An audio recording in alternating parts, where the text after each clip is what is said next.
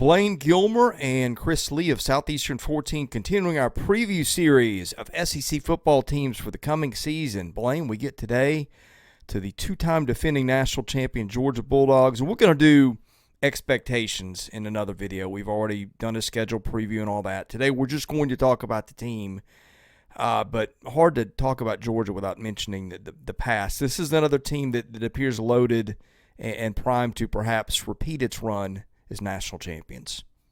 It's hard to believe, Chris, that after what they've done the last 2 years, that parts of this team could legitimately be Kirby Smart's best, and particularly when you look on the defensive side and people are going to automatically jump up and say, well, what about Nakobe Dean and Jordan Davis and that 21 team and stuff like that?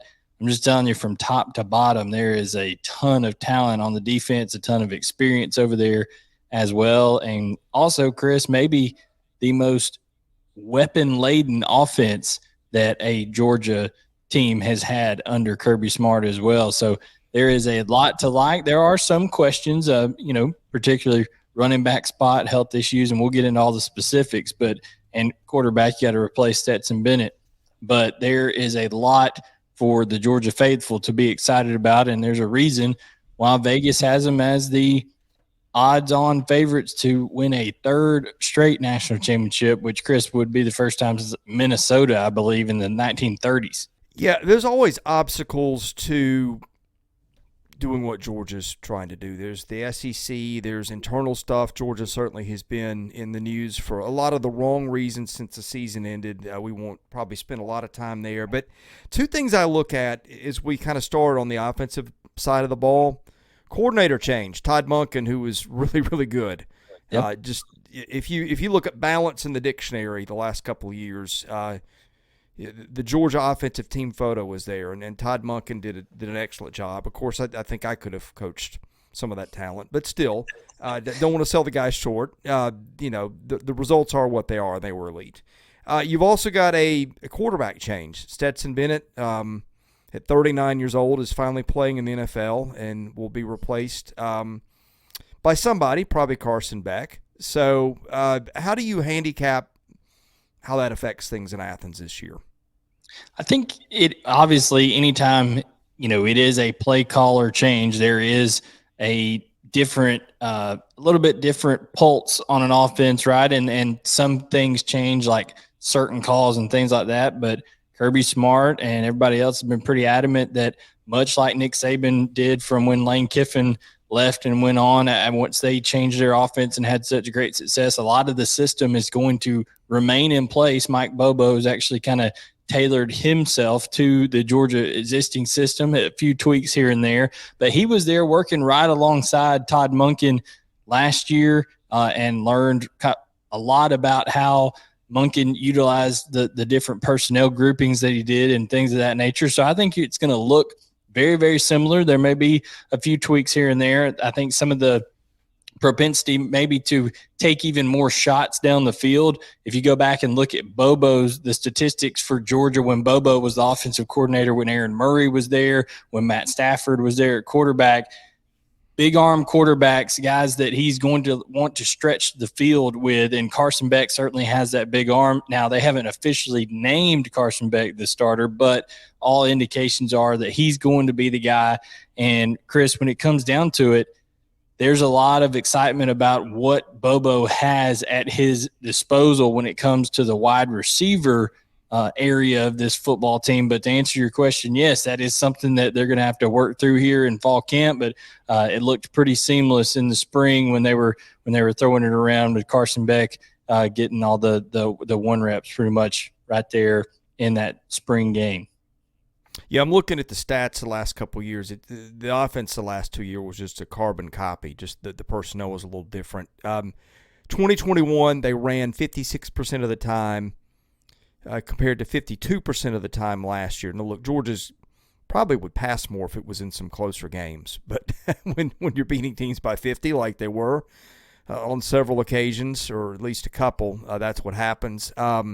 Yards per running play each of the last 2 years, 5.7 and yards per passing play, 8.6 in 2021, 8.7 last year. Again, a passing play adjusts for sacks. A sack is a passing play, so that comes off your passing yardage. They turned it over less than 2% of snaps the last 2 years, 1.8% in 21, 22, 1.6%.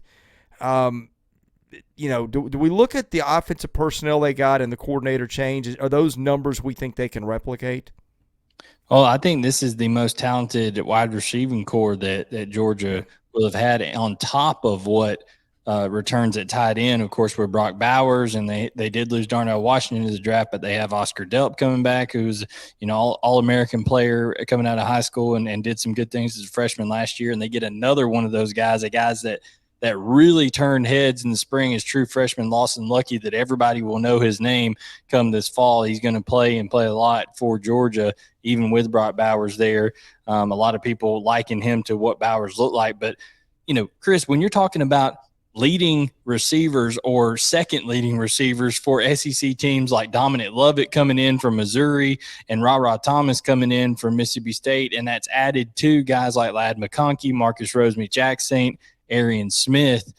We all saw what a healthy Arian Smith can do and how he can change a game in a hurry in that game against Ohio State in the playoffs. So I think that it is a exciting prospect for Georgia in terms of what they can do through the air. I think it's going to be more who becomes the man at running back is what you've got to see here. And the offensive line is going to be excellent in front of them, even though they lost 2 to the NFL in the draft. They've got 4 guys that could probably get drafted after this year if Xavier Truss, kind of comes along there at left guard. But Cedric Von Prawn, Tate Ratledge, and Marius Mims, that's a great offensive line. Now, who's going to run behind them? Kendall Milton has been banged up a little bit throughout his career, but has a lot of talent. And Branson Robinson, he could miss some time to start the season. We'll see. And then, Dejon Edwards has kind of been Mr. Consistency. So finding who's going to be the guy at running back, how that's going to work. They do rotate a lot, but the wide receiving core, Chris, and I know you having covered, all the SEC, you're familiar with Dominic Lovett, you're familiar with Ra Thomas. Mm-hmm. It's almost unfair that those kind of guys come in to a Georgia program. Well, I always get my good ideas when in the middle of these podcasts, and I would have liked to have gone back and counted receptions of guys that played on SEC teams last year, on this year's teams, because I don't know how many. I mean, Lovett caught a ton of balls at Missouri last year, had a great year. Thomas caught 44 for 626 at Mississippi State. Lovett had over 800 yards receiving for Missouri. Yeah, I think he was first team all SEC, wasn't he? He was a great close player. To it. The point I'm making is, you got him, you got Rosemy-Jacksaint, you've got McConkey. That's 4 guys right there at receiver that caught a lot of balls, and that's before you even get into tight ends with Brock Bowers, who's maybe going to be the best tight end the SEC has ever seen by the time he's done. And, this is the league that had, Ozzie Newsome and Jason Witten and maybe college football period, not just the SEC. Yeah. Well, yeah. It's that list may be one and the same, but point is, before we even talk about their best target, you've got 4 guys right there who caught a ton of balls, and that's in addition to the – I'm trying to look down. They've got a ton of, 4-star depth of guys that we're probably not even going to get into because that's just what Georgia does. Well, just think about this. If they wanted to make a 4x100 team out of their wide receiving core, Arian Smith, C.J. Smith, and Anthony Evans, Chris, all of these guys – 10-2 or under in the 100-meter. And these are not even guys that are massive names on the depth chart. Arian Smith could be before the year's over with, but they can bring in speed and bring it in droves. And that's what Kirby Smart likes to do at receiver, have 7-8 guys that he can count on to go in and play. And we haven't even mentioned Dylan Bell, who had a great year as a freshman last year. And Dylan Bell is certainly a guy they're looking to make a jump his sophomore year. So a talented offensive line, plethora of receivers, unbelievable tight end. Now, who steps up and who's healthy enough at running back, and does Carson Beck take the bull by the horns and really take off with this job as many expect him to? Well, on paper they look fine. We'll get into health, but Milton, Edwards, Robinson combined to carry the ball a lot last year. and carried it well. Robinson, the low man here at 4.9 a carry. Milton was 7 yards a carry. They've got Andrew Paul, who didn't play a year ago. You talked about Robinson. They've even added Lyneth Whitehead from Tennessee, another guy who, had trouble staying healthy, missed 2 of the last 3 years at Tennessee, but produced a little bit when he was in there. I mean, and how about this? He's going to be a walk-on at Georgia. Right, and he's from the state. But yeah. But point I'm making, I know you're concerned about injury, but just war of attrition, the number of bodies they got, it seems to me like they'll make it. Yeah, they'll be fine, but I mean, they'd like to have 5 healthy running backs because they rotate a good bit, and the question is, how can Andrew Paul come back from that ACL, and then also does Branson Robinson have to miss time to start the year with a foot injury that he sustained in the spring? So that could put him down to 3 healthy scholarship running backs early, possibly, and that's just not somewhere Georgia's used to being. But they did bring in a big 6'2", 235-pound true freshman Roderick Robinson, all the way out from the San Diego area out there. So, and he had a nice spring. So we'll see who ends up kind of separating themselves, I guess, is the bigger question at the running back room, and then also at quarterback, because even though we all are kind of assuming and checking that box, Kirby Smart has yet to officially name a starter as we record this on July 2nd. So, crazier things have happened. Fall camps go one way. Who knows? Maybe Brock Vandegrift or Gunnar Stockton steps up and takes the job, because they tried to give this job to Carson Beck when JT Daniels went down for that UAB game, and Stetson Bennett just outplayed him in practice, and then had an unbelievable game and never looked back against UAB 2 years ago.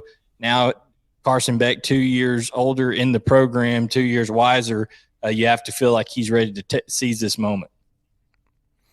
Okay, I look at the offensive line. Cedric Von Prawn is back. He seems like he's been starting there forever. Tate Ratledge, same thing. Both those guys played the majority of their snaps last year. They're going to have a new left tackle, it appears. But the thing I like, though, you're going to see some new faces. Xavier Truss, another guy, too, that played most of the snaps last year at guard. He's going to be back. So that's 3 dudes that you had, that Georgia had, that are all going to be back frankly, for a bunch, it's becoming an NFL talent factory. It seems like they get both tackles picked in the draft every year. But here's another thing I like. I don't know how much this matters because they didn't play a lot of snaps, but you got, I don't know, I'm looking down 4 or 5 guys that come back that played snaps as backups a year ago. Not a lot of them other than Amarius Mims, who played close to 400. A lot of guys that just played a couple dozen snaps. But what that is, that's being in the system a year or 2. That's going to spring practice and fall practice and just knowing where to go and what to do if guys get hurt. It's a really great offensive line, not just in terms of the 3 or 4 guys that are names that people know, but I look down the list, Blaine, there's a lot of guys that look like they've been in that program long enough. And, of course, Georgia's signing 5-star linemen every year. That is a really good combo to have, is at least 3 dudes, I guess 3.5 starters maybe is a good way to put it, and a lot of guys who have been there and done that and you would think would be ready to step in case of an emergency.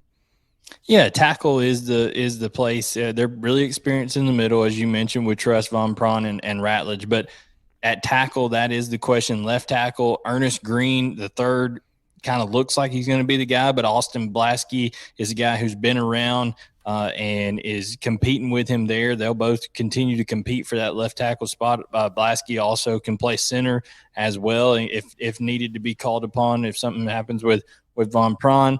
And then Amarius Mims is a guy who, as you mentioned, if you want to know what to expect out of Amarius Mims, just look at what happened with Broderick Jones 2 years ago. He kind of stepped in and played a little bit here and there, played in a key stretch of games, and then this year was the starting left tackle this past year, and then goes to be a first-round draft pick for the Pittsburgh Steelers. Amarius Mims could do the same thing. He's that kind of talented guy, was a 5-star out of high school, so he's a very talented player, has played a lot. They mixed him in, not just in blowouts. They mixed him in various series and things like that. So he is a guy they've been grooming for this opportunity. But you talked about the depth there. Micah Morris and Dylan Fairchild are two guys that they're very excited about. Dylan Fairchild, multiple-time heavyweight state champion wrestler out of the state of Georgia. And then, of course, Micah Morris is a guy who's just a big road grader type guy that can step in at guard. So they have depth there. Jared Wilson is another name to know, a big guy out of North Carolina that has been there in the program, in third year in the program now. So as you pointed out, they have some experience there as backups. You don't see a true freshman even cracking the two deep, except maybe Monroe Freeling could end up working himself in there, All-American left tackle that's going to be a true freshman. But experience at backups, uberly talented with high potential in the starting lineup. It is another very talented Georgia offensive line. Okay, I know we've talked off pod. You think this could be the best Georgia defense ever. Now, look, I have a hard time believing, and I'm not knocking you. You know this team well. I have a hard time believing I'll ever see a defense maybe better than the one Georgia rolled out there in 21. That one gave up 10.2 points a game. It gave up 3.8 per rushing play, 4.5 per passing play. That's ridiculous, especially when you're beating the tar out of teams and they're going to throw and you're going to go to backups. But that's just how many dudes they had. But you think this one's going to be up in that stratosphere, don't you? Oh, I think it will. And the main reason I think it will is because I think the athleticism at the linebacker position, even though Nakobe Dean was a great player, he dropped a little bit in the NFL draft.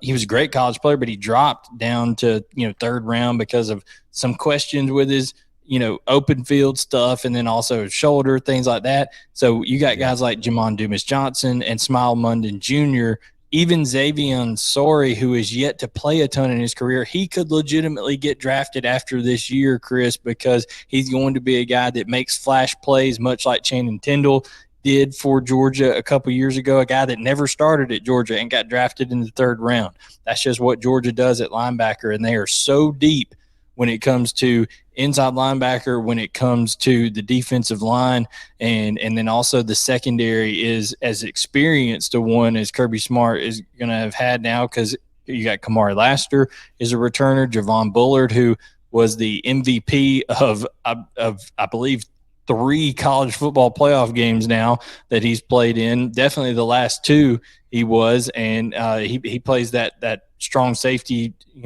position for him. Tyke Smith was an All-American type player when he was back at West Virginia. He's finally healthy. He's going to step in. Yeah. So now the question is, who's the corner, the opposite side of Lassiter?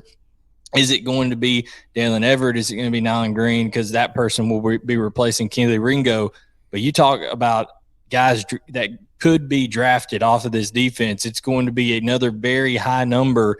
And you look on the interior, and you don't need to look any further than look on that defensive line, Chris. You see Nazir Stackhouse, senior, Warren Brinson, senior, Tramel Walthor, who is a 6-year senior, Zion Logue, senior. They are loaded with experience and have won throughout their entire career. And then you add guys in there like Jordan Hall and Jamal Jarrett, who are blue chip, freshman guys that are going to be coming in, mixing in a little bit of talent added in, just raw talent to go with that experience. And then you'll have Mykel Williams, who we haven't even talked about yet, but Mykel Williams is out of this world. So this defense is loaded. Yeah, that defensive line, and one thing that stands out always, their quarterback pressure sheet every year is ridiculous. It seems like they must get credited for a hurry on every other pass play or a sack. And I'm not saying that's illegitimate, but it is always started up front for them. I remember, the thing about that 21 team is there was all this talk about Jordan Davis being the best player in the country, and he was getting on the field like 35% of the snaps because they had so many bodies up front. Yeah. And I look at him again this year. Guys that played at least 14 of the 15 games last year on the defensive line. Williams, Walthour, Ingram Dawkins, Stackhouse, Zion Logue, Warren Brinson. That's in fact, all those guys other than Logue and Ingram Dawkins, who played 14 games, played 15. So that's 6 guys right there, Blaine, who were mainstays of what they did last year alone. That doesn't count Christian Miller, who played 4 games. Jonathan Jefferson, who played 5, both guys that were pretty highly regarded players out of high school. And I mean, that alone right there just that gives you an edge over most anybody you're going to play. Oh yeah, the experience, the size, the athleticism, everything that you could ask for up front with those guys. But you mentioned Williams. That was the first one you mentioned. He is only going to be a sophomore. What he did last year as a freshman was unreal, and he's going to be even, you would assume, preventing injury or anything like that, even better. And, you add on to that guys who are just blue chip prospects, guys that everybody in the country wanted, like a Jordan Hall, who should be able to play for Georgia this year, like a Jamal Jarrett, who is as big as Jordan Davis was and has already transformed his body tremendously since he's arrived. These are type of guys who are going to add just enough. You got Marvin Jones Jr. on the other edge, on the other side of Michael Williams, who has, a great pedigree when it comes to football and his background. And he already did some great things at the end of the year last year when called upon for Georgia. And it is it's just a embarrassment of riches, really, when it comes to the talent on that defense. And the reason I think it can be maybe the best defense that Kirby Smart has ever had is because the athleticism from top to bottom. I think when you look at the 2 deep, everybody on this defense can run and is going to be able to be well-versed in the system. And when Kirby Smart has that, guys that know what they're doing, like he's not having to start a freshman. There's no freshman that's even close to cracking the 2 deep except Jonell Aguero at safety, who is an elite player and may work his way into the starting lineup. But when you're talking about there is no we have to put a player in there to fill a gap, it is we've got the pieces we need. Now just have to go through and decide, okay, who are the best 11 out there? Kirby Smart, Glenn Schumann, Will Muschamp, all working together now for a second year. The continuity of that staff is huge too, is one reason. And you put those 3 minds together, Chris.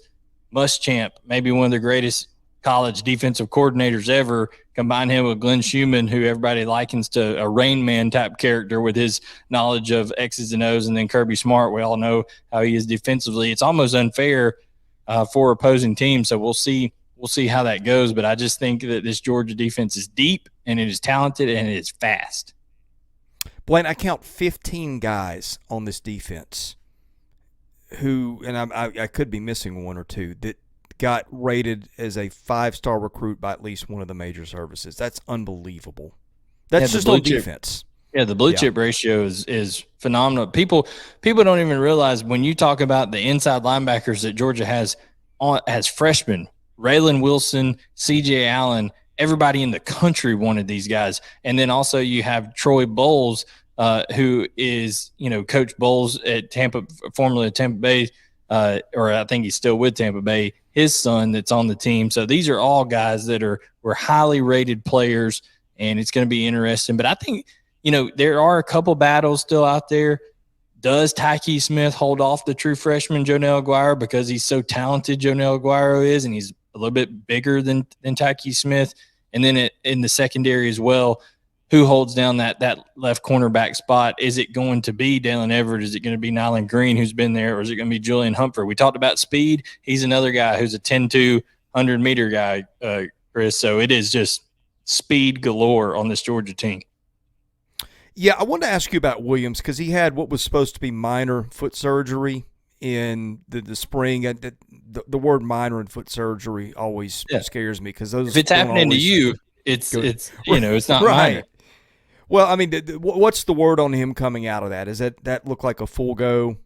Yeah, I think he September? should be good.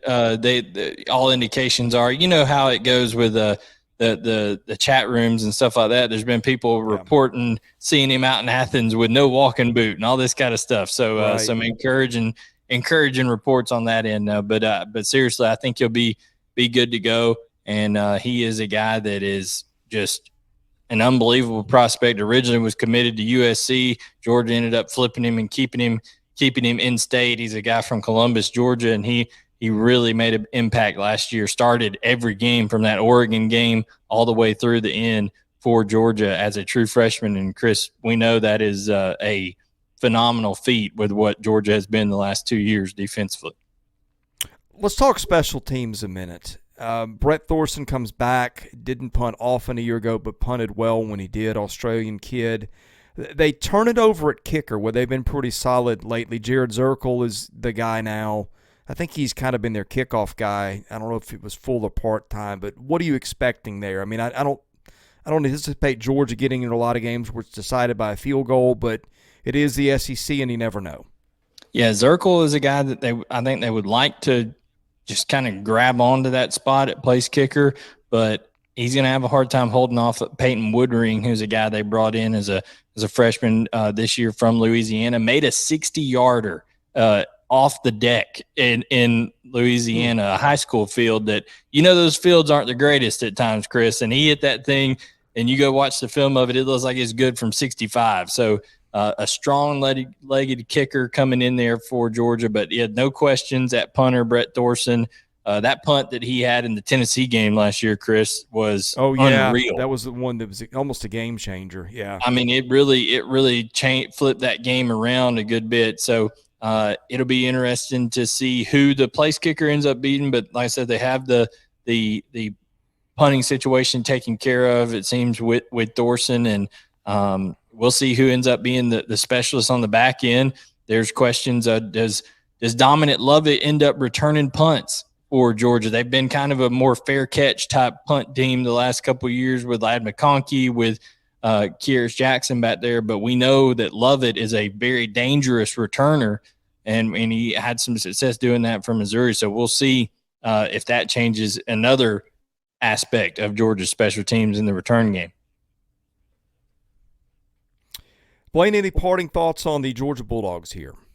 I just think that with the weapons that Georgia has on offense and how much Mike Bobo has shown a propensity to throw the football, with Carson Beck's talent that he has, if everything's clicking in between the ears and he's able just to distribute the football effectively and avoid turnovers, you're going to see a different style of Georgia offense this year. I think they're really going to air it out, especially with some of the injury stuff at running back, and get that confidence for Beck early with the scheduled kind of easier as it is earlier in the year for Georgia.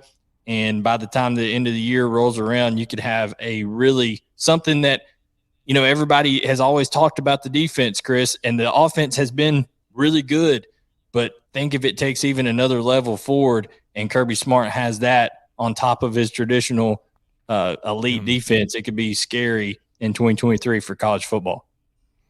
Well, it's been scary if you play in Georgia for a couple of years, and I'm with you. I think it'll be that again this year. We're going to preview every other SEC team, so if you're watching this and we haven't gotten your team, we will. Best way to catch that, hit that subscribe button. If you hit the like button, that helps us. That helps our analytics. That helps us get noticed. Both those things do. So if you don't mind, please do that for us, if you would, please. All right, he is Blaine Gilmer. I'm Chris Lee. We are Southeastern 14. Thanks for watching. We'll see you again soon with more SEC football and frankly, all sports content. The MLB draft is this week as we're doing this. We're doing this first week of July. We'll have some coverage on that. Basketball, when the portal hits, we've got that. So we are your home for SEC football, baseball, and basketball. Again, thanks for watching. We'll see you again soon at Southeastern 14.